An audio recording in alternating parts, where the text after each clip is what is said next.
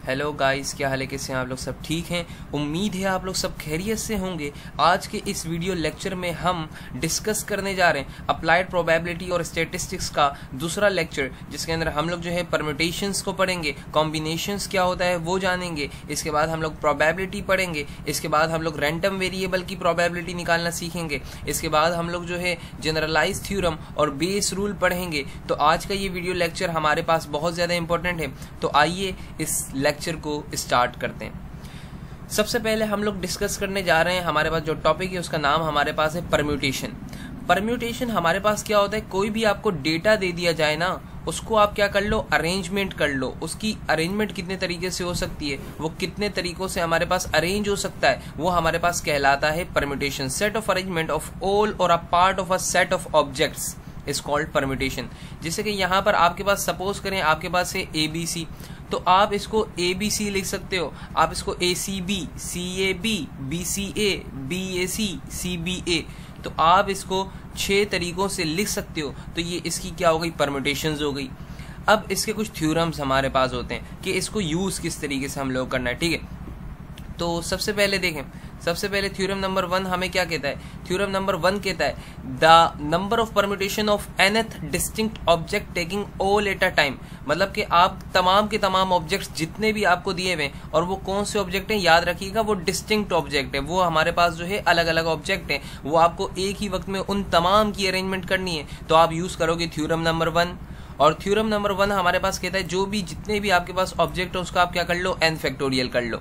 तो एग्जांपल में देखें, एग्जांपल हम लोगों ने ली हुई है ABC। यहाँ पर थ्योरम नंबर 1 का यूज किया, n मेरे पास कितना हो जाएगा 3। तमाम के तमाम को एक ही वक्त में ले रहा हूँ और एक ही वक्त में तमाम की परम्यूटेशन हासिल करनी है, तो मेरे पास हो जाएगा 3 फैक्टोरियल। दैट्स मीन कि मेरा आंसर क्या हो जाएगा, 6। ओके, अच्छा। अब यहाँ पर हमारे पास नेक्स्ट क्वेश्चन है कि how many different batting order are possible for a baseball team consisting of 7 player. हमारे पास 7 प्लेयर है, 7 मुख्तलिफ प्लेयर हैं, उनकी आप किस तरीके से बैटिंग अरेंजमेंट कर सकते हो, ठीक है। तो ये मेरे पास क्या हो जाएगा, since all 7 player are considered as a distinct object, number of ways, मतलब कि परम्यूटेशन का फॉर्मूला मेरे पास क्या हो जाएगा, n फैक्टोरियल। और जब मैं इसको सॉल्व करूंगा 7 फैक्टोरियल को, तो मेरे पास क्या आएगा, मेरे पास आ जाएगा 5040 टाइम्स ऑफ परम्यूटेशन अरेंजमेंट्स आ जाएगी इसकी, ठीक है। Okay, now we are going to discuss theorem number 2। Theorem number 2 ये कहता है आपके पास जो ऑब्जेक्ट दिया हुआ है ना, the number of permutation of n distinct object taking r at a time. उसके अंदर आप तमाम के तमाम को एक साथ डिस्कस नहीं कर रहे, बल्कि आप उसके अंदर कुछ सेलेक्टिव ऑब्जेक्ट्स का आप क्या निकाल रहे हो, परम्यूटेशन निकाल रहे हो। लेट सपोज अभी इस कंडीशन में आपके पास फॉर्मूला क्या हो जाएगा, आपके पास फॉर्मूला हो जाएगा NPR, और NPR बराबर होता है n factorial divided by n minus r का होल फैक्टोरियल। r हमेशा क्या होगा, लेस देन इक्वल्स टू होगा n के, ठीक है, कभी भी ग्रेटर देन नहीं हो सकता r।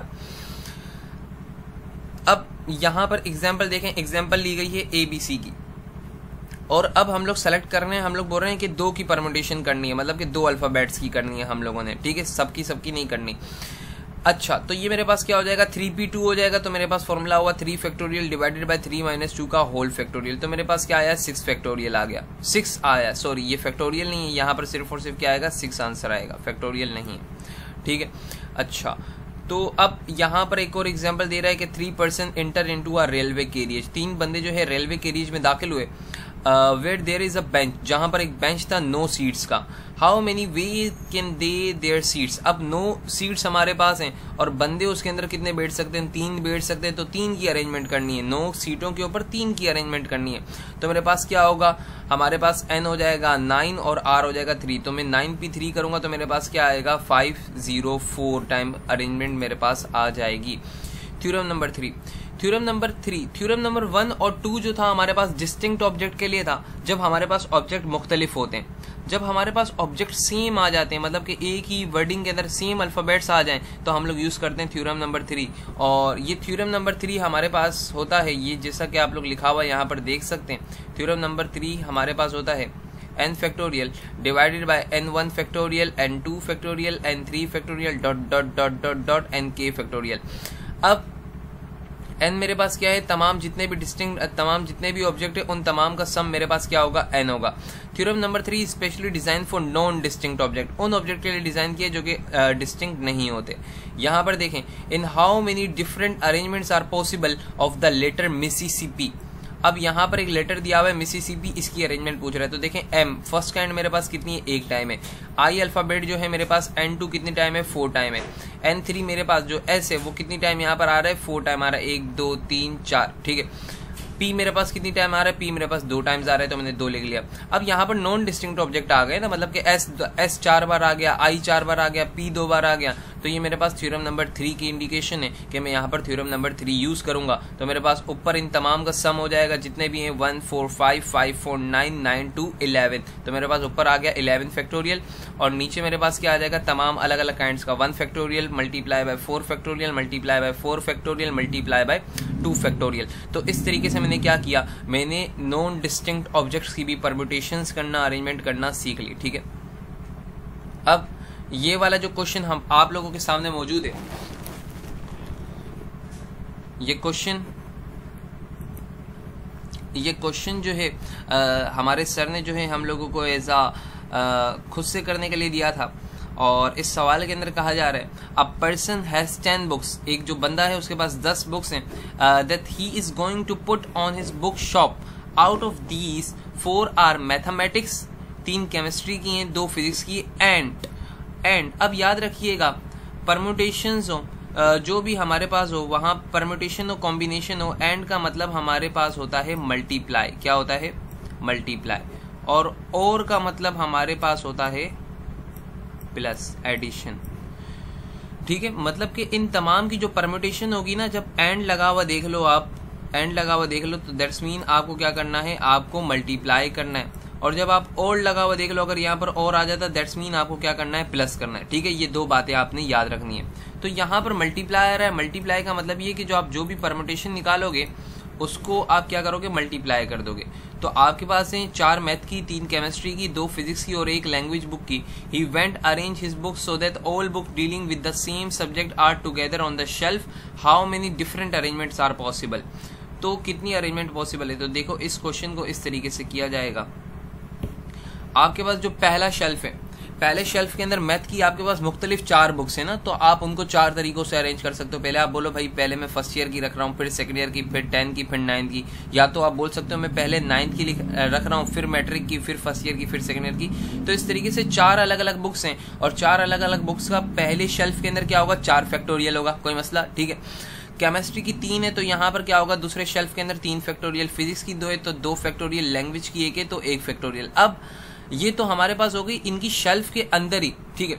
अब ये जो शेल्फ है ये भी तो आगे पीछे हो सकते हैं, क्या पता मैथ वाला यहाँ पर आ जाए, लैंग्वेज वाला यहाँ पर आ जाए, केमिस्ट्री वाले भी आगे पीछे हो सकते हैं। तो उसके लिए बाहर क्या लगाया, 4 फैक्टोरियल, जो शेल्फ मुकम्मल तब्दील हो सकते हैं, और जो शेल्फ के अंदर ही तब्दीली आ सकती है मैथ की वो 4 फैक्टोरियल, केमिस्ट्री की 3, फिजिक्स की 2, लैंग्वेज की 1। तो जब इन तमाम को करूंगा मल्टीप्लाई तो मेरे पास क्या आएगा, 6912 आंसर आएगा, ओके। और यहाँ पर आप देख भी सकते हैं जो बात मैंने आपको ऊपर बताई कि अगर एंड का वर्ड यूज किया that's mean you have to multiply, और अगर और का वर्ड यूज किया that's mean you have to plus, okay. इसके बाद यहाँ देख लीजिएगा, all the books are arrange in a fix shelf, तमाम की तमाम शेल्स फिक्स कर दिए जाए, तो बाहर में क्या ले लूंगा, 0 factorial. 3 books arrange in a fix shelf, अगर 3 बुक्स हमारे पास अरेंज हो रही है फिक्स शेल के अंदर, तो एक ही पॉसिबिलिटी है बाहर की, जो कि आपके पास क्या हो जाएगी, 1 फैक्टोरियल हो जाएगी, ठीक है। अच्छा, दो बुक्स अरेंज की फिक्स है, तो बाकी कितने बचे, 2। अगर हमारे पास 1 बुक फिक्स है तो बाकी कितने में कर सकते हो, 3, ठीक है। ये आप याद रखिएगा। सो यहाँ पर हमारे पास जो है परम्यूटेशंस के क्वेश्चंस जो है, परम्यूटेशन का कॉन्सेप्ट जो है कवर हो चुका है। अब हम लोग बढ़ते हैं कॉम्बिनेशन की तरफ। कॉम्बिनेशन के लिए दूसरा वर्ड हमारे पास यूज करते हैं, जैसे परम्यूटेशन के लिए दूसरा वर्ड यूज किया जाता है अरेंजमेंट्स का, इसी तरीके से कॉम्बिनेशन के लिए दूसरा वर्ड यूज किया जाता है हमारे पास सिलेक्शन का या ग्रुप का, ओके। तो यहाँ पर देखें, अ ग्रुप और selection, a group or selection which can be made by taking some or all object is called combination। अब आप किसी चीज को जब सेलेक्ट कर रहे हो ना, सिलेक्शन की बात कर रहे हो, तो आप सिलेक्शन किन किन अंदाज से कर सकते हो, किस किस अंदाज से कर सकते हो उनकी सिलेक्शन, वो मेरे पास कहलाती है कॉम्बिनेशन, ठीक है। तो अब ABC मेरे पास 3 वर्ड्स हैं, तीन वर्ड्स को मैं किस तरीके से सेलेक्ट कर सकता हूँ? तो यहाँ पर मेरे पास क्या होगा, n = 3, r = 3, तीनों के तीनों सेलेक्ट कर रहा हूँ। जब 3C3 करूंगा तो मेरे पास क्या आएगा 1 के, मैं एक ही अंदाज से इनको सेलेक्ट कर सकता हूँ।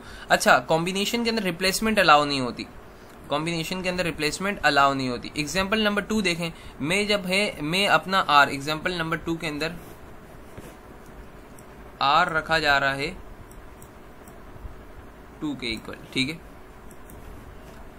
तो अब r जब 2 है तो मैं क्या कर सकता हूँ, मैं AB को सेलेक्ट कर सकता हूँ, पहली बात, ठीक है। दूसरी बात मैं जो है A के साथ C को सेलेक्ट कर सकता हूँ।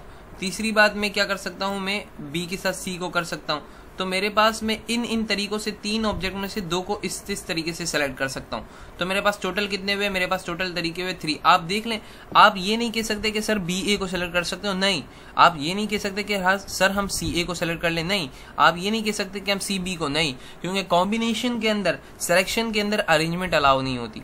याद रखिएगा ये रूल कि कॉम्बिनेशन के अंदर परम्यूटेशन अलाउ नहीं होती। जब आप कॉम्बिनेशन करें that's mean you are only have to deal with the combination, not with the permutation, okay.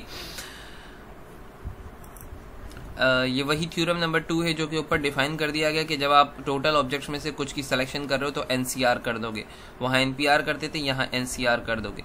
In how many ways are there to select 3 candidates, हमारे पास 3 कैंडिडेट्स को सेलेक्ट करना है आउट ऑफ 9 में से। तो मेरे पास क्या हो जाएगा, 9C3 हो जाएगा, सिंपल 9C3 जब मैं करूँगा तो मेरे पास आंसर क्या आ जाएगा, 84 आ जाएगा। अब ये एग्जाम्पल थोड़ी अच्छी है, थोड़ी रीड करने में, हम लोग रीड करते हैं इसको।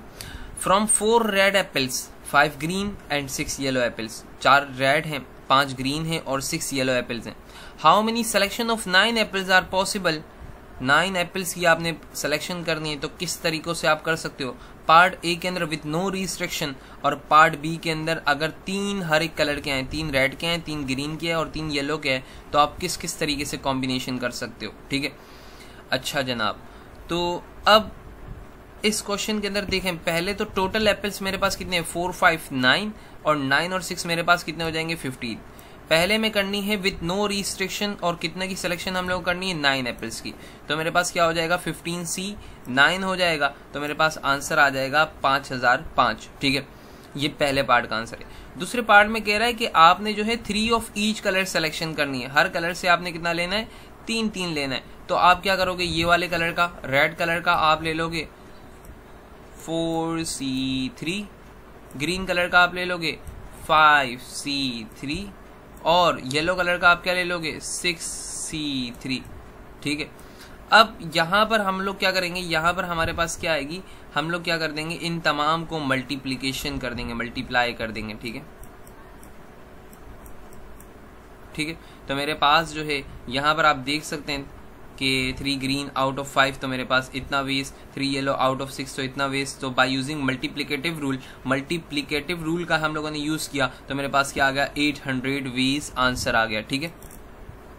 और यहाँ पर जो है आप ये सोच रहे होंगे कि मल्टीप्लिकेटिव रूल क्यों, तो क्वेश्चन के अंदर ही इंडिकेशन दी हुई, देखो 5 ग्रीन एंड 6 येलो एप्पल्स, तो मतलब हमारे पास जो मैं करूंगा ना, जब टोटल इस तरीके से मैं परम्यूटेशन मालूम करूंगा तो मैं क्या करूंगा, मल्टीप्लाई करूंगा। आप क्वेश्चन में ही देख सकते हैं यहाँ पर एंड लिखा हुआ है और एंड का मतलब क्या होता है, एंड का मतलब हमारे पास होता है मल्टीप्लाई।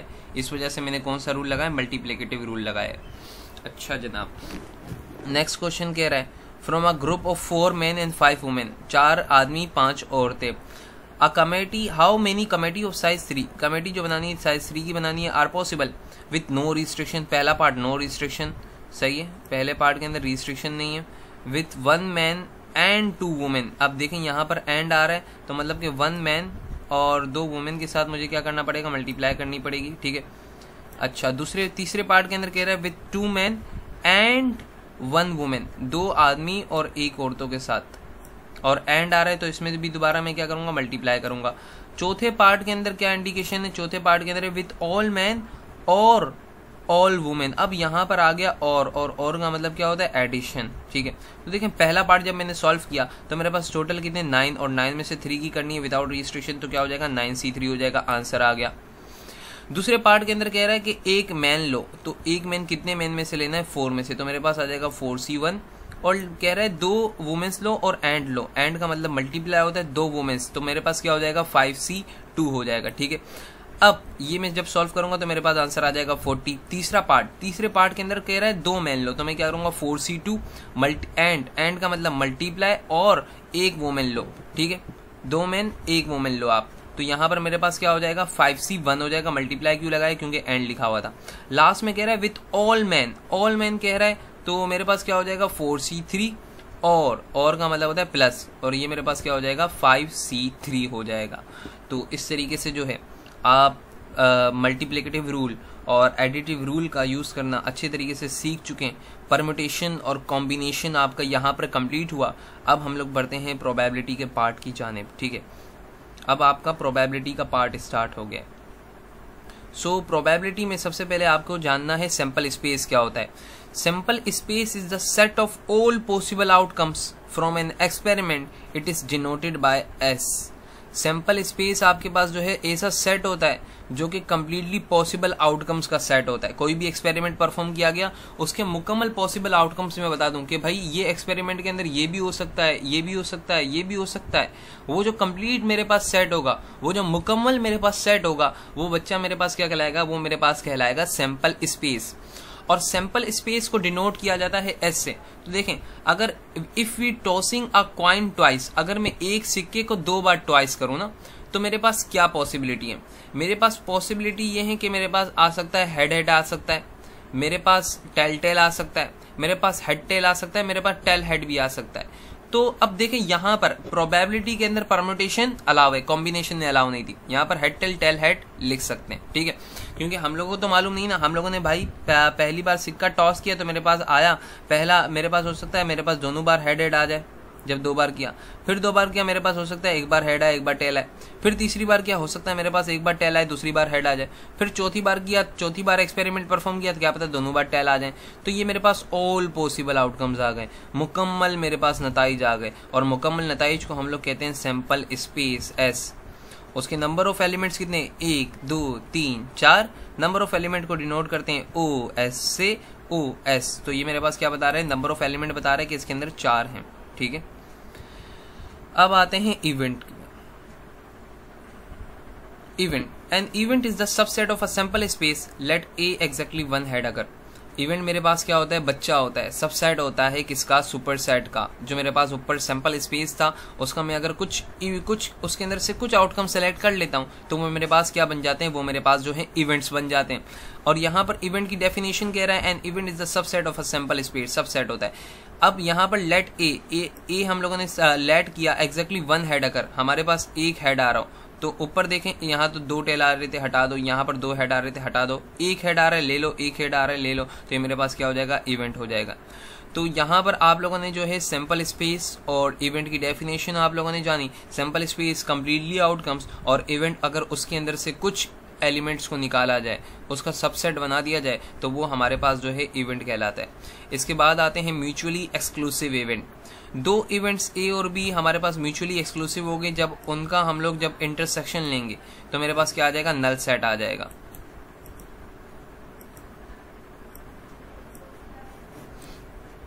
ठीक है, मतलब कि 2 इवेंट्स हैं। एक इवेंट मेरे पास अगर है हेड टेल टेल हेड, ठीक है, और दूसरा है मेरे पास head head tail tell.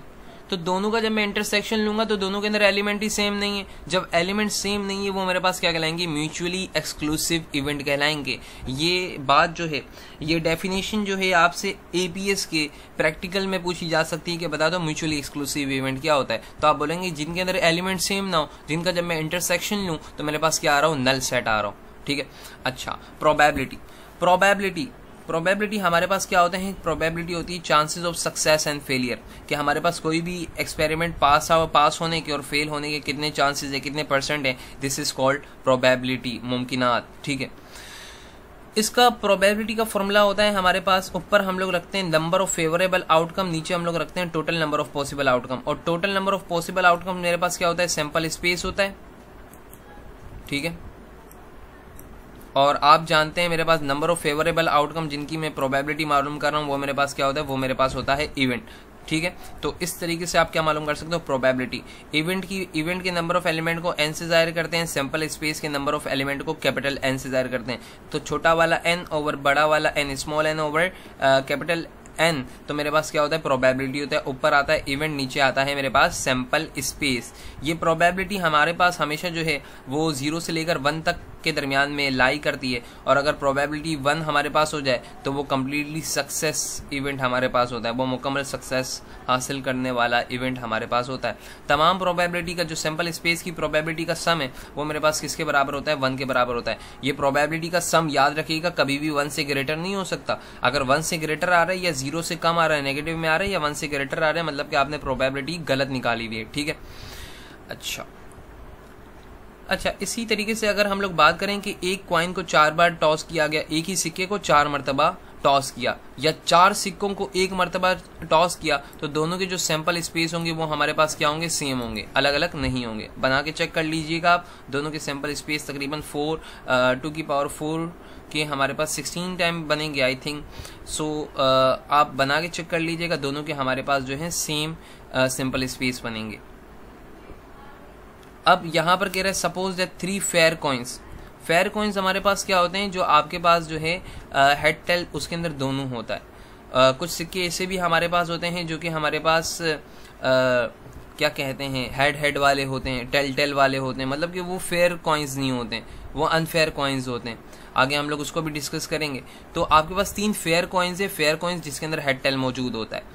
Are tossed simultaneously, what is the probability that all same faces, पहले में all same faces, ठीक है। दूसरे का लिखा हुआ है at least one head, और तीसरे का लिखा हुआ है at most 2 tail, और लास्ट वाले का आपके पास लिखा हुआ है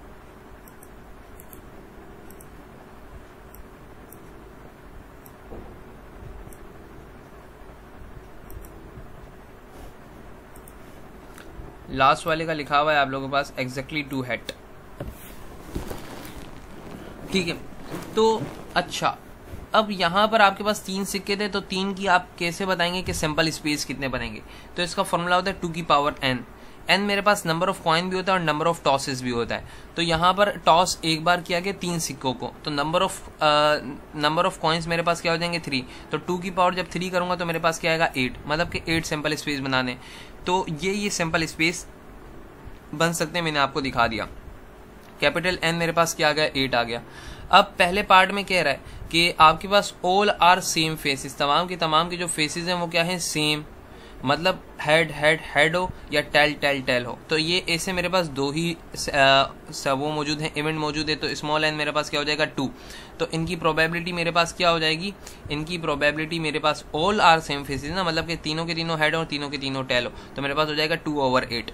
दूसरे पार्ट के अंदर कह रहा है कि एटलीस्ट 1 हेड अगर कम से कम 1 हेड आता हो। अच्छा याद रखिएगा, एटलीस्ट का मतलब ये होता है, हम लोग उल्टा मतलब लेते हैं, याद रखिएगा यहाँ पर एटलीस्ट का मतलब होता है ज्यादा से ज्यादा, यहाँ पर आप लोग देख लें लिखा हुआ है ज्यादा से ज्यादा, और एटमोस्ट का मतलब आपके पास होता है कम से कम। ठीक है, याद रखेगी ये बात, एटलीस्ट का मतलब उल्टा करना है, एटलीस्ट मतलब ज्यादा से ज्यादा, एटमोस्ट मतलब कम से कम।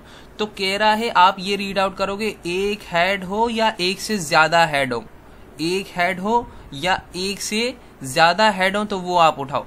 अब यहाँ पर देखो 1 हेड है, 1 से ज्यादा भी है, 1 हेड भी नहीं है हमारे पास, तो ये तो क्या हो जाएगा भाई, ये तो हमारे पास पहली फुर्सत में कैंसिल हो जाएगा।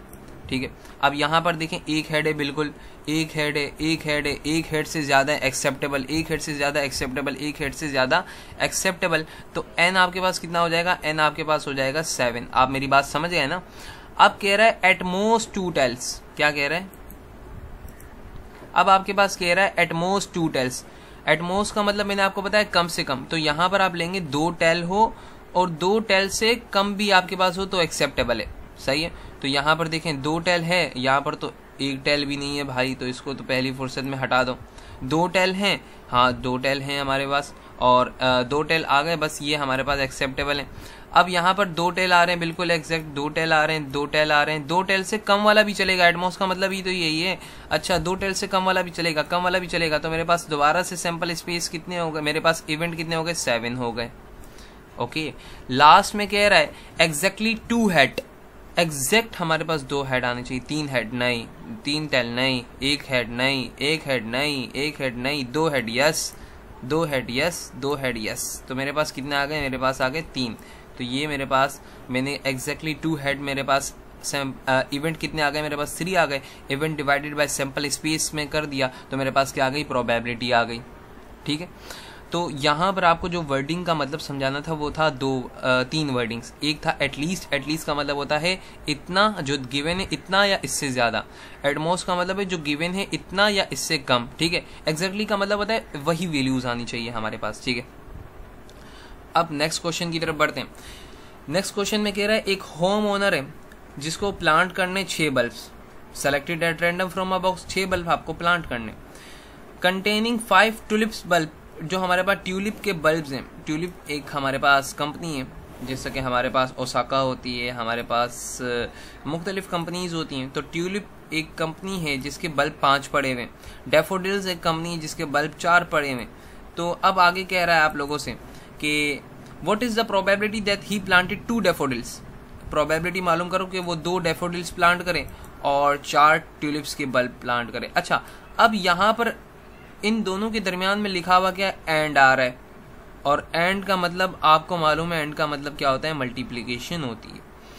तो अब जो है, और आपको करना क्या है, आपने जो है सिलेक्शन करनी है। यहाँ पर एक और वर्ड है सिलेक्शन, तो दैट्स मीन आपने प्रोबेबिलिटी के अंदर आप कॉम्बिनेशन का यूज करना है। ठीक है, तो आपके पास जो प्रोबेबिलिटी मालूम करनी है, जो आपके पास इवेंट है वो क्या है, 2 डैफोडिल और 4 टुलिप्स। ठीक है, 2 डैफोडिल याद रखना। तो आपके पास जो इवेंट है वो है 2 डैफोडिल और 4 ट्यूलिप्स का। तो आपके पास टोटल ट्यूलिप्स बल्ब है 5, डैफोडिल के हैं 4, और टोटल कितने आपके पास हो गए, 9 हो गए इन टोटल। ये टोटल 9 हो गए। आपने कितने बल्ब सेलेक्ट करने, 6। तो आपके पास जो है टोटल में से आपने निकालने 6, तो आपके पास जो सैंपल स्पेस होगा वो कितने का होगा, 84 का। पहली बात। अब आपको पहले पार्ट के अंदर कह रहा है 4 tulips bulb can be selected out of 5। Tulip bulb में से जो है 4 को सेलेक्ट करो 5 में से, तो ये क्या हो जाएगा, 5C4 हो जाएगा। और कह रहा है 2 डैफोडिल को सेलेक्ट करो, 2 डैफोडिल्स को सेलेक्ट करो कितने में से, 2 डैफोडिल्स को सेलेक्ट करो कितने में से, 4 में से। ठीक है, तो यहाँ पर मेरे पास क्या हो जाएगा, यहाँ पर मेरे पास हो जाएगा 4C2, और क्योंकि एंड का वर्ड यूज किया था तो मैंने क्या कर दिया, मल्टीप्लाई। तो ये मेरे पास क्या आ गया, मेरे पास आ गया इवेंट। अब इस इवेंट को जब मैं अपने सैंपल स्पेस से डिवाइड करूंगा तो मेरे पास क्या आ जाएगी, प्रोबेबिलिटी आ जाएगी 0.3571। Okay, now we are going to discuss laws of probability, जिसका सबसे पहला लॉ हमारे पास है एडिटिव लॉ। तो याद रखिएगा, अगर आपको प्रोबेबिलिटी में यूज किया जाता है वर्ड आइदर और का 2 इवेंट के साथ, और आपको कहा जाता है कि आप आइदर और करके आपको वर्डिंग दी जाती है, तो दैट्स मीन आप उसके ऊपर अप्लाई करेंगे एडिटिव लॉ। और आइदर और का मतलब आपके पास होता है यूनियन। ये बात याद रखिएगा कि आइदर और का मतलब आप लोगों के पास क्या होता है, यूनियन। और इसका फॉर्मूला आपके पास होता है probability of A plus probability of B minus probability of A intersection B. ठीक है, और इंटरसेक्शन का मतलब क्या होता है, एंड। मतलब कि आप एंड लगा हुआ देखें तो ऊपर आपने 2 रूल पढ़े थे ना, आप कहते थे कि एंड है तो एंड का मतलब होता है मल्टीप्लाई, और का मतलब होता है प्लस। तो जब और या आइदर की टर्म आए दैट्स मीन यूनियन, यूनियन का मतलब भी क्या होता है, प्लस। और इंटरसेक्शन, जब भी आपके पास इंटरसेक्शन वर्ड आए, जब भी आपके पास एंड का वर्ड आए बच्चा, तो एंड का मतलब ऊपर आपने पढ़ा था मल्टीप्लाई, और मल्टीप्लाई का मतलब क्या होता है, इंटरसेक्शन। ठीक है, तो यहाँ पर फॉर्मूला होगा probability of A union B is equal to probability of A plus probability of B minus probability of A intersection B. देख रहे हैं आप, ये वाला जो पार्ट है ये आपके पास है प्रोबेबिलिटी ऑफ ए, ये आपके पास क्या है, 1 सेकेंड, ये आपके पास है प्रोबेबिलिटी ऑफ ए। अब ये वाला सर्कल जो पूरा है ना, ये प्रोबेबिलिटी ऑफ ए है, ये वाला सर्कल पूरा जो है ये क्या है, प्रोबेबिलिटी ऑफ बी है। इसमें से सब्ट्रैक्ट करना है ये वाला पार्ट, तो ये मेरे पास क्या है, ये मेरे पास है probability of A intersection B है। बस फॉर्मूले की वजाहत आपको पता होनी चाहिए, फॉर्मूला याद होना चाहिए क्या फॉर्मूला है, और वर्डिंग उसके अंदर क्या क्या टर्म्स क्या क्या वजाहत कर रही हैं। ठीक है, और इसके बाद हम लोग चलते हैं कॉम्प्लीमेंट रूल की तरफ। कॉम्प्लीमेंट रूल हम लोग कहता है कि if A B any event then A complement is called complement of event. अगर ए मेरे पास क्या है, कोई भी इवेंट है, तो ए प्राइम या ए डैश मेरे पास क्या कहलाएगा, कॉम्प्लीमेंट ऑफ इवेंट ए कहलाएगा। और इसका तरीका ये होता है, जो भी आपको कॉम्प्लीमेंट मालूम करना है उसके अंदर से उस इवेंट में से 1 क्या कर दो, 1 आप सब्ट्रैक्ट कर दो। ठीक है, उसके अंदर से 1 सबट्रैक्ट कर दो। ये आपके पास तरीका होता है। Probability of negative substance sentence can be define throughout the complement rule. इसके लिए वर्डिंग जो यूज करेगा वो यूज करेगा neither, nor, do not, does not की कॉम्प्लीमेंट रूल के लिए, ठीक है, जब दो इवेंट्स के दरमियान में मालूम करेंगे। आइए हम लोग जो है इसके पहले प्रॉब्लम की तरफ बढ़ते हैं। पहले प्रॉब्लम में क्या कह रहा है, from past experience a stock broker believes that under present economic condition a customer will invest in tax free bond with a probability of 0.6। एक कस्टमर जो है वो इन्वेस्ट करेगा टैक्स फ्री बॉन्ड्स के अंदर जिसकी प्रोबेबिलिटी वो बता रहा है 0.6 से। Will invest in mutual fund वाली के अंदर वो जो इन्वेस्ट करेगा उसकी प्रोबेबिलिटी 0.3 है। And will invest in both tax free bonds and mutual free bonds. And का वर्ड आ गया और बोथ का वर्ड आ गया, इसका मतलब होता है इंटरसेक्शन। एंड का वर्ड लगा हुआ देखो या बोथ का वर्ड लगा हुआ देखो, जब तमाम के तमाम को सेलेक्ट करते हैं दैट्स मीन इंटरसेक्शन की बात हो रही है। अब इसकी probability they the tax free की, म्यूचुअल फंड की, और इसके बाद कह रहा है कि जो एंड है दोनों में जो इन्वेस्ट करने की जो हमारे पास प्रोबेबिलिटी है ना, मतलब कि अगर इसको ए का नाम दिया इसको बी का, तो probability of A intersection B कितनी दे रहा है, 0.15 दे रहा है। Find the probability that customer will invest. पहली प्रोबेबिलिटी मालूम करो इन आइदर टैक्स फ्री और म्यूचुअल फंड्स बॉन्ड। अच्छा, जो पहली प्रोबेबिलिटी आपने मालूम करनी है उसको अगर मैं बोलूं कि कैसे लिखोगे, तो आपने इस प्रोबेबिलिटी को नाम दिया ए का, इसको बी का। आपने इन दोनों को बोला था ए इंटरसेक्शन बी, तो जब क्योंकि वहां पर एंड लगा हुआ था, जब आइदर लगा हुआ है तो आप क्या लिखोगे, आप लिखोगे ए यूनियन बी मुझे मालूम करना है। दूसरे के अंदर कह रहा है in neither tax free bonds nor mutual funds bond, ठीक है। तो ये आपको किस तरीके से मालूम करना है ये आपको सिखाते हैं। पहले आप पार्ट ए हम लोग इसका करेंगे, ठीक है। अच्छा जनाब देखें, लेट पहली प्रोबेबिलिटी को मैंने नाम दे दिया customer will invest in tax free bond, उसकी प्रोबेबिलिटी है A. Customer will invest in mutual fund bond, उसकी प्रोबेबिलिटी है बी, नाम दे दिया। तो probability of A 0.6, probability of B 0.3। दोनों में इन्वेस्ट करेंगे, बोथ लगा हुआ था, एंड लगा हुआ था, तो लगाया इंटरसेक्शन, और वो कितनी दी हुई थी, वो मुझे दी हुई थी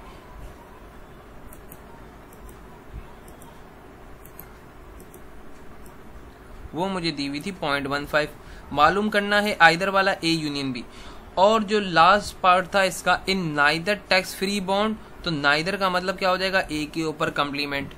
और यहां पर क्या लिखा हुआ है, नोर म्यूचुअल फंड्स बॉन्ड, ना तो इसमें करेगा ना तो इसमें करेगा, ठीक है।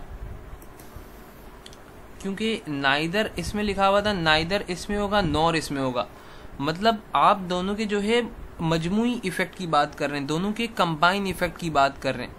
और दोनों के कंबाइन इफेक्ट की जब बात होती है तो बीच में क्या आता है, इंटरसेक्शन। अगर ये कहता है ना तो इसमें होगा या तो इसमें होगा या तो इसमें होगा, या तो इसमें डिफेक्ट होगा या तो इसमें डिफेक्ट होगा, तब आप यूज करते यूनियन, आइदर और की जब टर्म होती। जब कह दे ना तो इसमें होगा ना ही इसमें होगा, मतलब कि मुकम्मल इफेक्ट की बात हो रही है, और मुकम्मल इफेक्ट की जब बात होगी तो क्या लेंगे, इंटरसेक्शन लेंगे, ठीक है। तो पहली चीज मुझे मालूम करनी है ए यूनियन बी, मतलब कि एडिटिव लो लगेगा। एडिटिव लो होता है probability of A plus probability of B minus probability of A intersection B. तीनों के तीनों वैल्यूज मुझे गिवन है। Probability of A 0.6, probability of B 0.3, minus कर दूंगा probability of A intersection B से, तो मेरे पास क्या आ जाएगा, 0.75 इज माई आंसर। दूसरे पार्ट के अंदर जो है मैं इसको कन्वर्ट करूंगा A complement intersection B complement को होल कॉम्प्लीमेंट। और ये किस तरीके से हुआ, ये डी मॉर्गन्स लॉ के जरिए हुआ। मैट्रिक में भी पढ़ाया जाता है, मैट्रिक के बाद फर्स्ट ईयर मैथमेटिक्स के अंदर भी पढ़ाया जाता है, यूनिट 1 के अंदर, सेट्स के अंदर।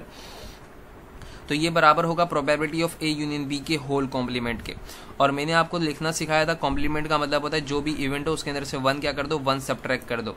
तो ए यूनियन बी आप लोग निकाल चुके हैं, उसके अंदर से 1 सबट्रैक्ट कर देंगे तो आपके पास आंसर आ जाएगा 0.25, ठीक है। बढ़ते हैं हमारे नेक्स्ट क्वेश्चन की जानिब। नेक्स्ट क्वेश्चन के अंदर कह रहा है the probability that an American industry will locate in Shanghai China is 0.7। तो मैंने उसको नाम दे दिया ए लोकेट इन शंघाई। हमारे पास शंघाई के अंदर लोकेट कर रही है जो हमारे पास अमेरिकन इंडस्ट्री, उसकी प्रोबेबिलिटी है 0.7। The probability that it will locate in Beijing, Beijing के अंदर ये लोकेट कर रही है, उसको बी का नाम दे दिया और उसकी प्रोबेबिलिटी मेरे पास कितनी गिवन है 0.4 गिवन है, ठीक है। अब कह रहा है कि इस 0.4 and the probability that it will locate in either Shanghai or Beijing, that it will locate in either, अब both की टर्म यूज नहीं हो रही, अब and की टर्म यूज नहीं हो रही, अब यूज हो रही है और की term,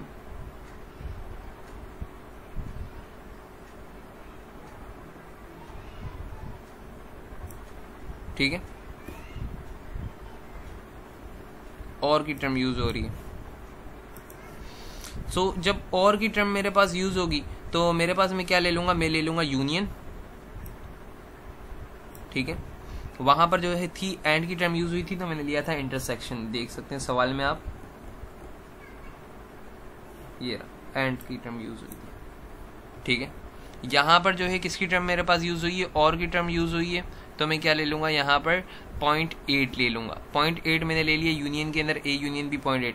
what is the probability that the industry will locate in both cities, both cities की जब बात कर रहा है तो मतलब कि एंड की बात कर रहा है, एंड दोनों सिटीज, तो मेरे पास मैं क्या ले लूंगा, probability of A intersection B मुझे मालूम करना है। In neither cities, neither cities मतलब कि किसी सिटी में भी ये लोकेट नहीं कर रही हमारे पास जो इंडस्ट्री है, तो दोनों का मजमूई इफेक्ट मालूम कर रहे हैं। नाइदर नॉर हो या फिर नाइदर हो, नाइदर सिटी हो, मेरे पास दोनों सिटीज में नहीं आनी चाहिए, तो मैं क्या ले लूंगा, A complement intersection B complement consider कर लूंगा, जो कि मुझे मालूम करना है। सो ए, अब यहाँ पर देखें, यहाँ पर तो मैं जानता हूँ मेरे पास पहले ही फॉर्मूला क्या होता है, ए यूनियन बी का मेरे पास फॉर्मूला होता है probability of A plus probability of B minus probability of A intersection B. इस फॉर्मूले के अंदर से मैं अकेला कर लूंगा probability of A intersection B, इसको मैं वहां पर लेके जाऊंगा, इसको मैं यहाँ पर लेके आऊंगा, ठीक है। तो मेरे पास ये दोनों ऐड हो जाएंगे, सब्ट्रैक्ट हो जाएगी 0.8 प्रोबेबिलिटी, तो मेरे पास क्या आ जाएगा, ए इंटरसेक्शन बी आ जाएगा 0.3। इसके बाद दोबारा से यहाँ पर मैंने डी मॉर्गन्स लॉ लगाया, 1 minus probability of A union B आया, उसके अंदर से सब्ट्रैक्ट कर लिया, तो मेरे पास क्या आ गया, दोनों सिटीज में इंडस्ट्री लोकेट नहीं कर रही, उसकी प्रोबेबिलिटी आ गई मेरे पास 0.2, ठीक है। बढ़ते हैं हमारे नेक्स्ट क्वेश्चन की जानिब, जो कि है क्वेश्चन नंबर 56।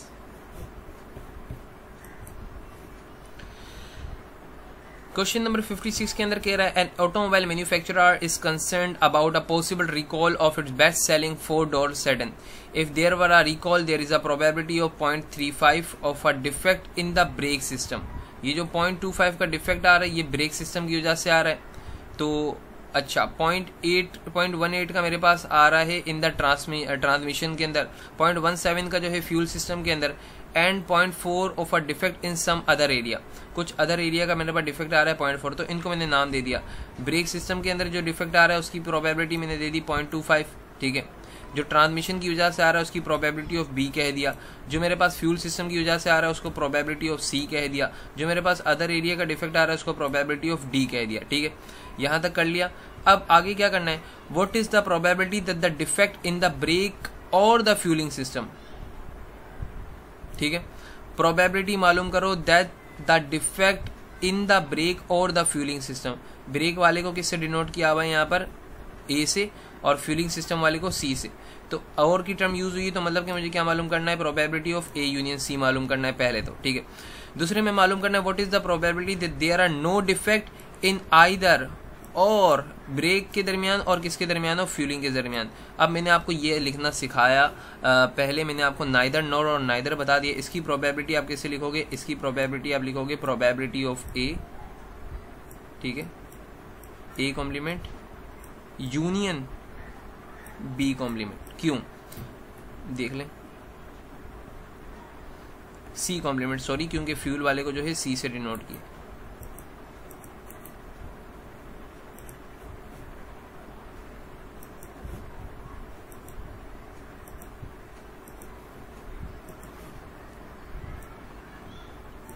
आप मेरी बात का मतलब समझ गए। जब नाइदर नॉर हो, दोनों के कंबाइन इफेक्ट की बात कर रहे होते हैं तो इंटरसेक्शन लगाते हैं, लेकिन आइदर और हो ना, या तो ये या तो ये, इसके अंदर डिफेक्ट हो या तो इसके अंदर, तो मैं क्या लगा लेता हूँ बीच में, मैं यूनियन का यूज कर लेता हूँ, ठीक है। तो पहले तो मालूम करना ए यूनियन सी, फॉर्मूला हो जाएगा probability of A plus probability of C minus probability of A intersection C. अच्छा, probability of A intersection C मुझे गिवन था, यहाँ पर देखें मैंने रीड नहीं किया शायद, if the fueling system, if the probability defect in both the system simultaneously is 0.15. दोनों सिस्टम के अंदर जो मेरे पास मजमूई जो डिफेक्ट की वैल्यू है ना प्रोबेबिलिटी वो कितनी है 0.15, तो ये गिवन थी, तो इस वजह से यहाँ पर क्या ले लिया 0.15 ले लिया। अब दूसरे में क्या करना है, दूसरे में दोबारा से डी मॉर्गन्स लगाया हम लोगों ने। अब क्या हो जाएगा 1 minus probability of A intersection C, जो कि मुझे गिवन है, सॉल्व करूंगा तो मेरे पास क्या आ जाएगा 0.85 आंसर आ जाएगा। Okay, now we are going to discuss conditional probability. Conditional probability हमारे पास क्या होती है, ऐसी किसी भी इवेंट की प्रोबेबिलिटी जो कि इन्हसार करती हो, जो कि डिपेंड करती हो दूसरे इवेंट की प्रोबेबिलिटी के ऊपर, वो हमारे पास कहलाती है कंडीशनल प्रोबेबिलिटी। ठीक है, अच्छा तो यहाँ पर टर्म्स से आपको वाकिफियत होनी चाहिए। पहली जो हमारे पास टर्म है वो है term A. Term A, event A मेरे पास क्या होगा अकरिंग, और इवेंट बी मेरे पास क्या होगा अकर्ड, जो कि अकर्ड हो चुका है, और इस इवेंट के अकर होने की बेसिस के ऊपर इवेंट ए अकर होगा। So this is called conditional probability. इसको जाहिर कैसे करते हैं, एग्जामिनर आपको जो प्रोबेबिलिटी दे रहा है, पहले जो अननोन दे रहा होगा बोलेगा इसकी प्रोबेबिलिटी मालूम करो, तो जिसकी मालूम करनी होगी वो आप पहले लिख देंगे, आपने पहले लिख दी। ठीक है, जिसकी प्रोबेबिलिटी मालूम करनी है वो आपने पहले लिख दी। फिर कहेगा गिवन दैट। गिवन दैट का मतलब क्या होता है स्लैश, गिवन दैट का मतलब क्या होता है स्लैश, और जो आपको नॉन प्रोबेबिलिटी होगी उसको आप बाद में लिख दोगे। ठीक है, आपने बाद में लिख दिया नॉन जो होगी। सो अब क्या होगा, इसको हम लोग लिखते हैं probability of A unknown given that probability of B is equals to probability of A intersection B divided by probability of B. जो गिवन होती है ना, जो प्रोबेबिलिटी गिवन होती है वो कहाँ पर आती है, नीचे आती है। इसी तरीके से अगर आपको दे दिया जाए find the probability of B given that probability of A, तो आप कैसे लिखोगे probability of A intersection B divided by probability of A. ठीक है, इसका क्वेश्चन करेंगे, जब तक आप क्वेश्चन नहीं करेंगे आपको इस मेथड का अंदाजा नहीं होगा कंडीशनल प्रोबेबिलिटी क्या होती है। तो आइए हम लोग इसका क्वेश्चन डिस्कस करते हैं। सबसे पहले क्वेश्चन के अंदर हम लोग कह रहा है the probability that a regularly scheduled flight departs on time. हमारे पास उसकी प्रोबेबिलिटी के जो फ्लाइट हमारे पास डिपार्ट हो रही है टाइम के ऊपर, वो प्रोबेबिलिटी हम लोगों को दी हुई है PD 0.83। The probability that it arrives on time, departure होने की प्रोबेबिलिटी दे रही है और दिए जा रही है, और अराइव होने की प्रोबेबिलिटी दी जा रही है 0.82। And the probability that it departs and arrive on time, और हम लोगों को एंड का वर्ड यूज कर लिया कि दोनों की प्रोबेबिलिटी मुकम्मल जो मजमूई प्रोबेबिलिटी है वो 0.78 है। ठीक है, आगे कह रहा है find the probability that a plane arrives on time. किसकी मालूम करो, अराइव्स ऑन टाइम की मालूम करो, गिवन दैट, जबकि आपको गिवन हो that it departed on time. तो पहले तो इस वर्डिंग को आप अपने सिंबल में कन्वर्ट करना सीखें। अपने सिंबल में कैसे कन्वर्ट करेंगे, अराइव्स ऑन टाइम का मतलब क्या है, आपको इसकी प्रोबेबिलिटी मालूम करनी है। गिवन दैट का मतलब क्या बताया था slash, it departs on time का मतलब क्या है डी। ठीक है, जो गिवन है। दूसरे पार्ट में कह रहा है डिपार्टेड ऑन टाइम, इसकी डिपार्टेड ऑन टाइम की प्रोबेबिलिटी मालूम करो। गिवन दैट का मतलब क्या होता है slash, it has arrived on time. आपको गिवन दैट है अराइव ऑन टाइम, तो आपने ए कर लिया। इसका फॉर्मूला मेरे पास क्या होगा, इसका फॉर्मूला मेरे पास होगा A intersection D divided by probability of D, जो मुझे गिवन होगी, और ये probability of A intersection D होगी। ठीक है, जो कि मुझे गिवन है। डी इंटरसेक्शन ए और ए इंटरसेक्शन डी दोनों के दोनों क्या होते हैं, बराबर होते हैं, इक्वल होते हैं। तो पहले पार्ट का तो फॉर्मूला मेरे पास ये हो जाएगा A intersection D divided by probability of D. A intersection D में क्या लिख दूंगा 0.78, प्रोबेबिलिटी ऑफ डी मुझे कितनी गिवन थी 0.83, तो मैंने यहाँ पर लिख ली। इसके बाद मुझे कह रहा है departs on time given that arrive on time. तो डिपार्ट्स मेरे पास ऊपर क्या आ जाएगा, ए इंटरसेक्शन डी आ जाएगा, या डी इंटरसेक्शन है, एक ही बात है, कितनी 0.78। नीचे क्या है अराइव्स ऑन टाइम, तो मेरे पास नीचे क्या आ जाएगा 0.82 आ जाएगा, प्रोबेबिलिटी ऑफ ए की मेरे पास वैल्यू आ जाएगी। ठीक है, तो जब इसको सॉल्व करूंगा दोनों की प्रोबेबिलिटीज आ गई। अब अगर पार्ट सी हमारे सर ने जो है अपने से लिखाया था, ये क्वेश्चन में मौजूद नहीं था, अगर ये यहाँ पर कहे कि arrives on time, arrives on time given that not departed on time, तो given that slash arrives on time की मालूम करनी, नॉट डिपार्टेड ऑन टाइम का मेरे पास क्या होगा, कॉम्प्लीमेंट होगा। तो इसको सर ने लिखने का तरीका ये बताया था, तो नीचे तो देखें, नीचे वही आ जाएगा जो गिवन दैट होगा, उसकी प्रोबेबिलिटी आ जाएगी, यहां तक कोई मसला नहीं है। ऊपर आप क्या करेंगे, ऊपर हम लोग करेंगे जिसकी प्रोबेबिलिटी मालूम करनी है उसमें से सब्ट्रैक्ट करेंगे ए इंटरसेक्शन बी। पहले आप लोग ए इंटरसेक्शन डी, पहले आप लोग क्या करते थे, सिर्फ इंटरसेक्शन लिखते थे। लेकिन जब भी कॉम्प्लीमेंट आएगा ना तो याद रखना जिसकी प्रोबेबिलिटी मालूम करनी है वो लिखा, माइनस आप कर दोगे उन दोनों के इंटरसेक्शन से। ये मेथड है, ये तरीका है। अब देखें नीचे हम लोगों ने सॉल्व किया और इस डी कॉम्प्लीमेंट को खोला। मैंने बोला था 1 से सब्ट्रैक्ट करते हैं जब भी कॉम्प्लीमेंट इवेंट की प्रोबेबिलिटी निकालते हैं। ऊपर मेरे पास क्या आ गया, probability of A minus probability of A intersection D. मेरे पास कितना था, 0.78। जब इनको सॉल्व करूंगा तो मेरे पास आंसर आ जाएगा 0.24। Okay, now we are going to discuss next problem जो कि पेज नंबर 91 के ऊपर है। और इस प्रॉब्लम नंबर हमारे पास है 82। प्रॉब्लम नंबर 82 के अंदर कह रहा है कि फॉर मैरिड कपल्स, हमारे पास मैरिड कपल्स हैं living in a certain suburb, the probability that the husband will vote on a bond referendum is 0.21। Husband इसका शोहर वोट देगा, उसकी probability 0.21। The probability that wife will not vote in the referendum, wife vote नहीं करेगी, उसकी कितनी है, will not नहीं लिखा हुआ, sorry, will vote that the wife will vote on the referendum, बीवी की जो वोट करने की प्रोबेबिलिटी वो 0.28 है। And the probability that both the husband and wife, दोनों के दोनों जो वोट करेंगे, मतलब कि दोनों की प्रोबेबिलिटी इंटरसेक्शन वाली कितनी गिवन है, 0.15 गिवन है। ठीक है, देखें यही लिखा हुआ है, एच हस्बैंड की प्रोबेबिलिटी 0.21, डब्ल्यू वाइफ की प्रोबेबिलिटी, दोनों की मजमूई, क्योंकि एंड लगा हुआ था तो कितनी आ गई, 0.15 आ गई। अब कह रहे हैं हमारे पास जो है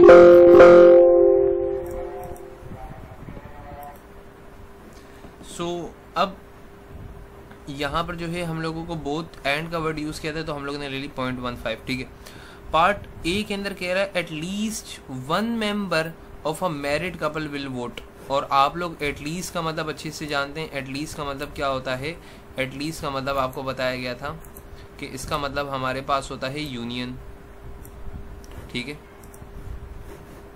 तो यहाँ पर तो मुझे सबसे पहले एच यूनियन, यहाँ पर ए यूनियन बी गलत लिख दिया गया है, यहाँ पर आएगा एच यूनियन बी आएगा। ठीक है, क्या आएगा,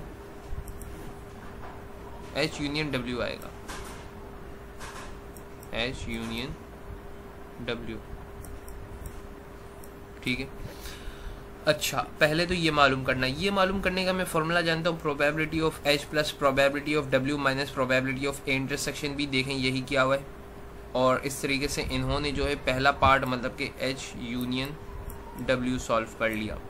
दूसरे पार्ट के अंदर कह रहा है a wife will vote given that her husband will vote.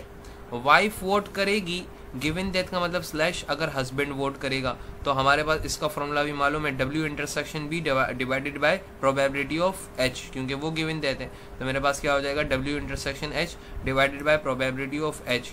तो मैंने जब सॉल्व किया मेरे पास कितना आ गया, 0.71।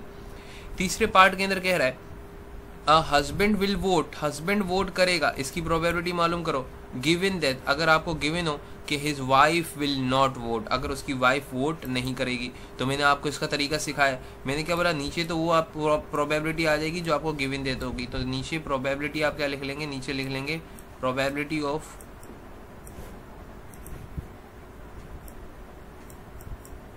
W complement.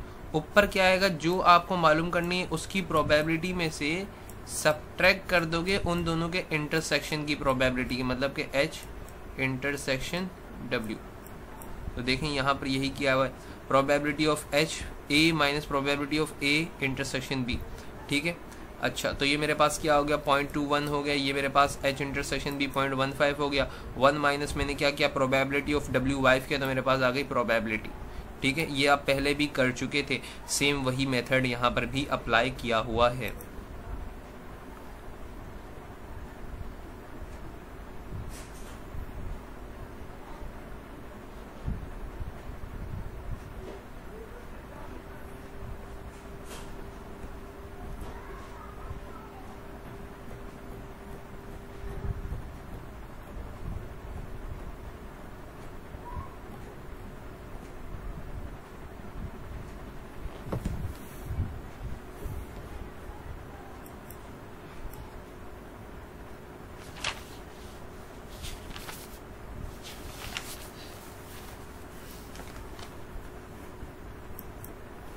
अब हम लोग जो समझने जा रहे हैं वो हमारे पास है generalize conditional property. Okay, generalize conditional property के अंदर सबसे पहले ये समझे, ये वाला जो पूरा आपको ओवल टाइप दिख रहा है ये आपके पास क्या है, ये आपके पास है ए, ठीक है, ये क्या है, प्रोबेबिलिटी ए है।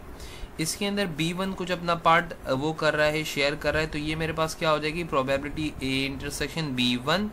B2 कुछ पार्ट अपना वो कर रहा है, यहाँ पर कुछ एरिया अपना दे रहा है ए के अंदर जो कि सेम है ए और B2 के अंदर, तो क्या लिखूंगा मैं, ए इंटरसेक्शन B2। B3 दे रहा है तो ए इंटरसेक्शन B3। B4 दे रहा है तो A intersection B4। A intersection B5, A intersection B6, A intersection B7, ठीक है। तो अच्छा मैं इसको ऐसे लिख सकता हूँ, B1 intersection A, B2 intersection A, B3 intersection A plus B के इंटरसेक्शन ए, जितने भी नंबर्स ऑफ मेरे पास हैं। अच्छा, आप लोग जानते हैं कि हमारे पास probability of A given that B का फॉर्मूला क्या होता है, probability of A intersection B divided by probability of B। अच्छा, अगर मैं probability of A intersection B को अकेला करता हूँ तो ये मेरे पास वैल्यू जो है यहाँ पर जाके मेरे पास क्या हो जाती है, मल्टीप्लाई हो जाती है, ठीक है, और मेरे पास ये फॉर्मूला बन जाता है। अब इस फॉर्मूले के अंदर अगर आप लोग गौर करें तो आप फॉर्मूला क्या करते हैं, ए इंटरसेक्शन B, यहाँ पर क्या है, प्रोबेबिलिटी ऑफ ए मालूम कर रहे हैं, B आपको क्या है, गिवन, तो ये आपके पास क्या होता है, प्रोबेबिलिटी ऑफ B क्या होता है, गिवन होता है, और ए आपके पास क्या है, ए वो वैल्यू है जो आप मालूम कर रहे हो। तो यहाँ पर इसके अंदर आप क्या मालूम कर रहे हो, ए मालूम कर रहे हो ना, तो आप इसको किस तरीके से लिख सकते हो, आप इस तरीके से लिख सकते हो, यहाँ पर ये मेरे पास जो वैल्यू होगी ये मेरे पास क्या होगी, गिवन इनटू मल्टीप्लाई करवा दोगे probability of A given that B1 से, तो आपने ये लिख लिया, प्लस इसकी जगह पर आप क्या लिख सकते हो, इसकी जगह पर आप ये लिख सकते हो, बिल्कुल ये रहा प्रोबेबिलिटी ऑफ B2 क्योंकि वो गिवन है, into probability of A given that B2, ठीक है, ये आप लिख सकते हो। इसी फॉर्मूले को देखें, मॉडिफाई कर रहा हूँ सब में। B3 में क्या, BK में क्या लिख सकते हो, प्रोबेबिलिटी ऑफ B के गिवन है, probability of A given that B के, तो ये मेरे पास क्या कहलाएगा, ये मेरे पास जो है जनरलाइज प्रॉपर्टी कहलाएगी, जनरलाइज कंडीशनल प्रोबेबिलिटी कहलाएगी। बेस रूल, बेस रूल मेरे पास क्या होगा, बेस रूल और जनरलाइज कंडीशनल प्रोबेबिलिटी का सवाल साथ में आता है। जब आप प्रोबेबिलिटी ऑफ ए मालूम कर लोगे, अब वो क्या हो जाएगी, वो आपके पास गिवन हो जाएगी और आप उसके रिस्पेक्ट से जो है रूल, ठीक है, सवाल जब सॉल्व करेंगे, इसका क्वेश्चन सॉल्व करेंगे तो आपको बखूबी अंदाजा होगा कि सवाल किस नौइयत का होता है और किस तरीके से सॉल्व किया जाता है, ठीक है। बस आप यहाँ पर ये याद रखिएगा, जब जनरलाइज रूल यूज कर रहा हूं तो प्रोबेबिलिटी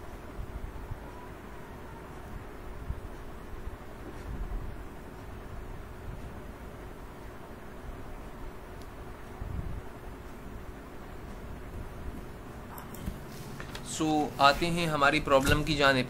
एग्जाम्पल 2.41 कह रहा है, in a certain assembly plant 3 machine B1, B2, B3 make 30%, 45% and 25% respectively product. B1 30% बना रहा है, B2 45% बना रहा है और B3 मेरे पास जो है 25% बना रहा है। It is known from the each machine respectively are defective now. अब यहाँ पर मेरे पास ये क्या दे रहा है,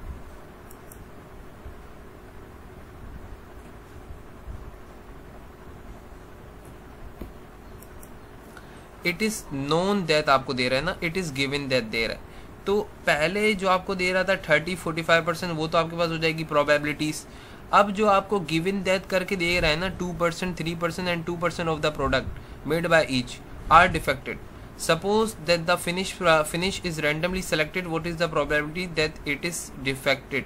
मतलब कि आपको जो है कंप्लीट प्रोबेबिलिटी मालूम करनी है इन तीनों की, कंप्लीट प्रोबेबिलिटी मालूम करनी है और डिफेक्ट्स इन तीनों के दे रहा है 2%, 3% एंड 2%, ये गिवन देते हैं। तो अब यहाँ पर इसको मैं किससे लिख लूँगा, इसको मैं लिख लूँगा, मुझे इन तीनों की जनरलाइज प्रोबेबिलिटी मालूम करनी है, जिसको ए का नाम दे दिया। मशीन B1 के अंदर जो डिफेक्ट आ रहा है ए के अंदर वो 2% आ रहा है, B2 का जो डिफेक्ट आ रहा है कंप्लीट के अंदर वो 3% आ रहा है, B3 का जो कंप्लीट के अंदर डिफेक्ट आ रहा है वो 2% आ रहा है और वो गिवन देते हैं। तो इसका फॉर्मूला मैंने आपको बताया था, मेरे पास क्या होगा, probability of B1 into probability of A with respect to B1 plus probability of B2 into probability of A given that B2 plus probability of B3 into probability of A given that B3। इन तमाम को मैं क्या करूँगा, multiply. ये percentages है, percentages को हमेशा प्रोबेबिलिटी जब कैलकुलेट करते हैं कन्वर्ट कर लोगे। तो 0.3 को मल्टीप्लाई आप कराओगे 2% के साथ, 0.02 के साथ, ओके। और 45% को आप मल्टीप्लाई करवाओगे 0.3 के साथ, और लास्ट में जो 0.03 के साथ, और 0.25 को मल्टीप्लाई कराओगे 0.02 के साथ, और इन तमाम को आप क्या कर दोगे, ऐड कर दोगे, तो आपके पास क्या आ जाएगी, कम्प्लीटली डिफेक्टेड की प्रोबेबिलिटी आ जाएगी। ठीक है, क्वेश्चन क्लियर हुआ आपको। एग्जाम्पल 2.42 की बात करते हैं। अभी एक पार्ट था जनरलाइज रूल यूज करने का, अभी एक क्या करेगा, एक उसके अंदर बेस रूल का यूज करना आपको सिखाया जाएगा। इसके अंदर कह रहे हैं with reference to example 2.41 if product was chosen randomly and found to be defected, अगर प्रोडक्ट जो है हम लोगों ने रैंडमली क्या किया, चूज किया और डिफेक्टेड पाया गया, what is the probability that it was defected made by machine B3 का डिफेक्ट मालूम करो कंप्लीट में से।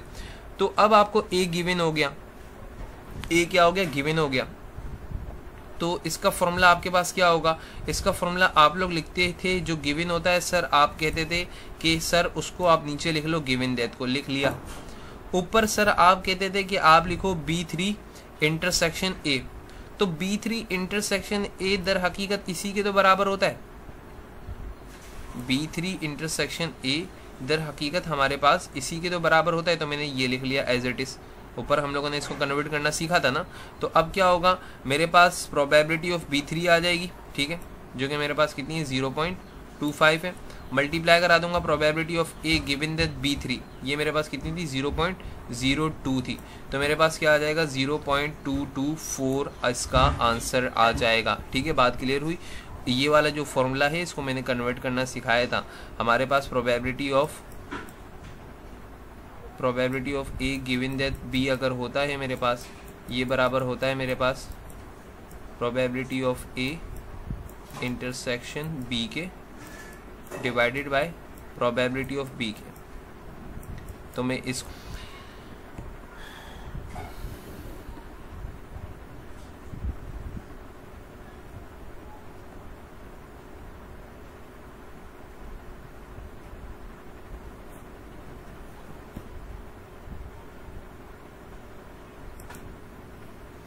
इसके बाद now we are going to discuss independent event. हमारे पास क्या होता है, दो इवेंट हमारे पास इंडिपेंडेंट कहलाते हैं अगर उनका ए इंटरसेक्शन भी उनके मल्टीप्लाई के बराबर होता है, मतलब उनकी प्रोबेबिलिटी के मल्टीप्लाई के बराबर होता है, तो वो मेरे पास क्या कहलाते हैं, वो मेरे पास इंडिपेंडेंट इवेंट कहलाते हैं।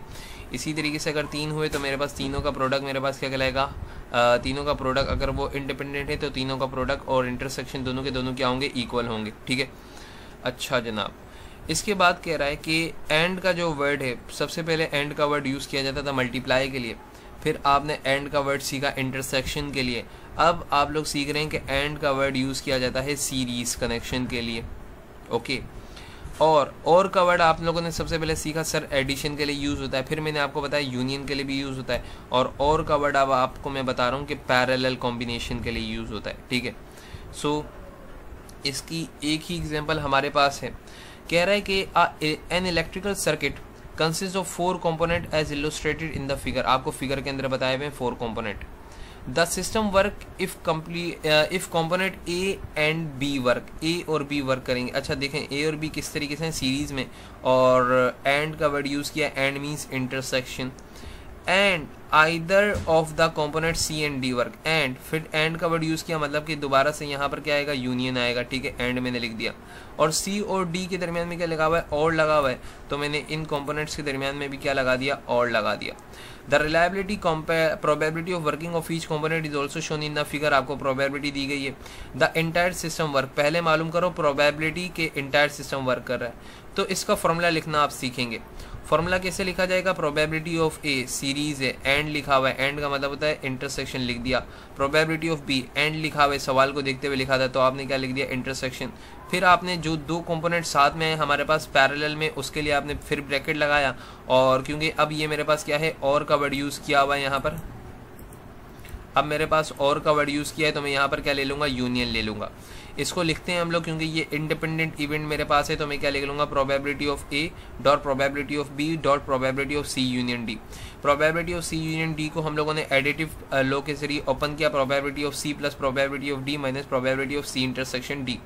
इस पूरे को अब दोबारा से इसको मैंने क्या किया, मल्टीप्लिकेटिव, मैंने वो इंडिपेंडेंट रूल अपना लगा दिया, इंडिपेंडेंट इवेंट तो मेरे पास ये आ गया, और इसकी प्रोबेबिलिटी मेरे पास कितनी आ गई, 0.776 मेरे पास आ गई। ठीक है,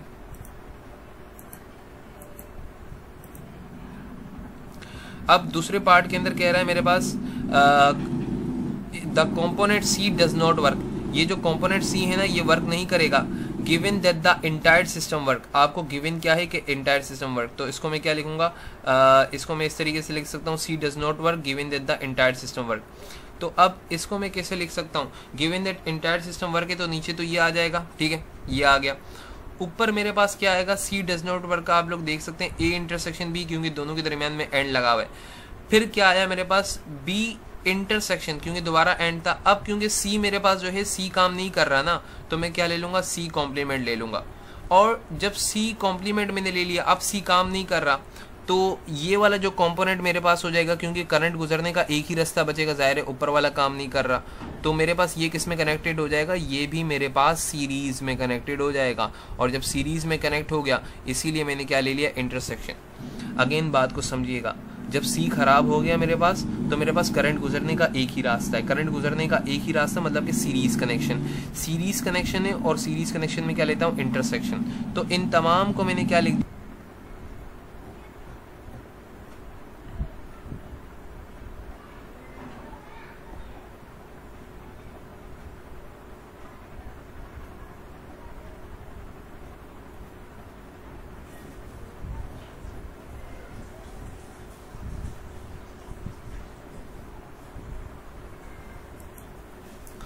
यहाँ तक हम लोग जो है अपने लेक्चर को वाइंड अप करते हैं, ख़त्म करते हैं, क्योंकि वीडियो लेक्चर जो है वो 1 आवर से ज़्यादा एक्सीड कर गया है। रैंडम वेरिएबल का जो आपके पास टॉपिक रह गया इस वीडियो लेक्चर के अंदर, वो इंशाल्लाह I will discuss in the next video. और नेक्स्ट वीडियो लेक्चर के अंदर हम लोग जो है रैंडम वेरिएबल और साथ में 3 आपको बेसिक चीज़ें पढ़ानी है। एक बायनोमियल प्रोबेबिलिटी है, और दूसरा पोजोन्स रेशियो, पोजोन हमारे पास है, पोजोन की कंडीशन आप लोगों को पढ़ाई जाएगी, और तीसरा आप लोगों के पास है नेगेटिव बायनोमियल। ठीक है, ये तीनों हम लोग पढ़ेंगे, ये तीनों कंप्लीट करेंगे। इसके बाद आपको जो है नॉर्मेलिटी डिस्ट्रीब्यूशन के न्यूमेरिकल्स करवाए जाएंगे, और इसके बाद जो है हमारे 2 टॉपिक्स रह जाएंगे। एक हमारे पास होगा रिग्रेशन कोरिलेशन का, और एक हमारे पास होगा हाइपोथेसिस का। इस तरीके से हमारे पास जो है अप्लाइड प्रोबेबिलिटी और स्टैटिस्टिक्स का कोर्स कंप्लीट हो जाएगा। ये वाली वीडियो जो है 1 आवर की वीडियो हमारी सबसे बड़ी वैल्यू है, लेकिन इसके अंदर आप ये गौर करें कि आपने टॉपिक्स भी बहुत अच्छे खासे डिस्कस किए हैं with in a limited time period. Okay, आपने जो है परम्यूटेशन, कॉम्बिनेशन, प्रोबेबिलिटी, इसके बाद आप लोगों ने जो है उसके लॉज आप लोगों ने यूज़ करना सीखे, कंडीशनल प्रोबेबिलिटी का यूज़ करना सीखा, आप लोगों ने मुख्तलिफ टर्म्स से वाकिफ़ियत हासिल की, और इसके बाद आप लोगों ने जनरलाइज कंडीशनल प्रॉपर्टी, और इसके बाद बेस रूल जो कि इतना आसान नहीं होता यूज़ करना सिखाना, आपने वो बिल्कुल आसान तरीके से सीख लिया, और इंडिपेंडेंट इवेंट के ऊपर भी आपने कमांड हासिल कर ली, बेसिक चीज़ें आप लोगों ने सीख ली। अगर आपको ये वीडियो लेक्चर पसंद आया हो तो आप इसको लाइक करें। आपके पास अगर कोई क्यूरी हो, कोई क्वेश्चन